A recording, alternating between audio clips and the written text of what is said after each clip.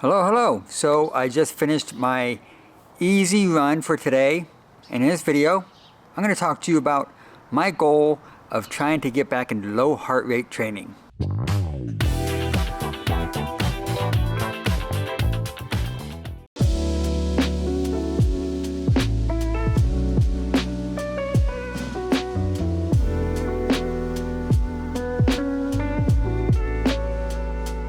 So today I did an easy 1 hour. My goal was to stay within like a 120, 130 heart rate. Let me go back a little bit. So at the 2024 LA Marathon, I bonked at mile 16.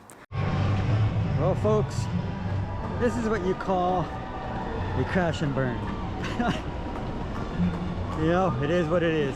What happened was I started off way too fast. My heart rate was spiked up high. So according to my Strava, my average heart rate for the 2024 LA Marathon was 149. So I started off at like a 144, 154, and I went up to like a 165, 164, 161, so I was like in the 160s up until mile 7, 8, and then I was in the 150s all the way until like mile 16. So those numbers are way too high for most people. And so that explains, that's in my opinion, that is why I bonked at mile 16. I should have been in like the 130s, 140s probably. See, that's the thing. I'm not sure what my heart rate should have been, and that's the problem. So my goal now is I'm letting go of time. I'm letting go of trying to do a sub 4 and all that stuff right now. Right now, I'm just focusing on low heart rate. I want to be able to finish a marathon and feel strong. That's my next goal. I think what I need to do is learn what my easy threshold, my easy heart rate is, and then not surpass the maximum of that, and do that for an entire marathon and to see how I feel, or at least go to like mile 20 and then maybe push it up to that. But so today I kind of want to do a little tester. 4.4 miles, 60 minutes, and my pace was an average of 13:38. And my average heart rate was 123. So I wanted to stay within 120 to 130 just to see how I felt. And it felt really easy, as expected. Instead of wearing just my watch, I wore my Garmin heart rate monitor, which I think gave me a much more precise heart rate reading this time.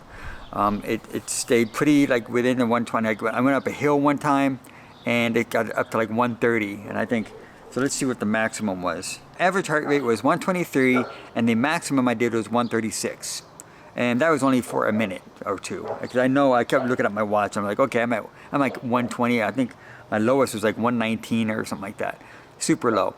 But I felt good and it felt easy. And so what I'm going to do now is I actually reached out to a friend of mine to see how, because I want to know what my threshold would be. I want to know, like, if I'm at 129, if I'm at 130, that's my peak. I want to know what my peak of my low heart rate is. So when I'm doing a marathon or a long distance, I know I won't bonk because I'm staying within the threshold, the very top of my low heart rate. So in an upcoming video, I'm going to show you how I'm going to test for that. I'm just going to wait for him to respond back to me. But this guy is like a sub 3-hour marathoner. He knows all this stuff. So I'm excited to hear what he has to say. But I will keep you informed. But just wanted to pop in for a second.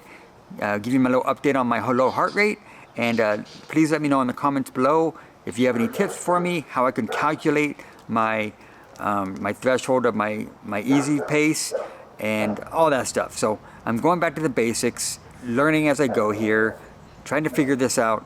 Maybe just like you, we're both in the same boat. Maybe, who knows? But anyways, if you have any tips for me or the community, please leave them in the comment below. Hit that like button, subscribe if you're not subscribed, be part of the community. I'd appreciate that. Anyways, till next time, I'm Anthony, reminding you to keep running for your best life.